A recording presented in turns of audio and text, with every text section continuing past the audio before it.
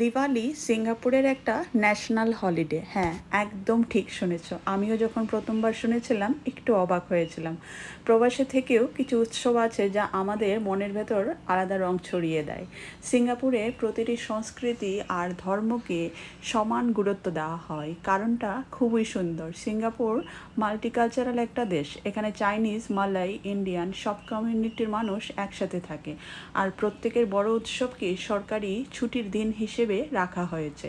যেমন চাইনিজদের জন্য রয়েছে চাইনিজ নিউ ইয়ার, মুসলিম কমিউনিটির জন্য রয়েছে হরিরায়া, খ্রিস্টানদের জন্য ক্রিসমাস, আর ইন্ডিয়ান হিন্দু কমিউনিটির জন্য রয়েছে আমাদের দীপাবলি। তাই এটা শুধু ধর্মীয় উৎসব নয়, বরং সিঙ্গাপুরের আইডেন্টিটির একটা অংশ।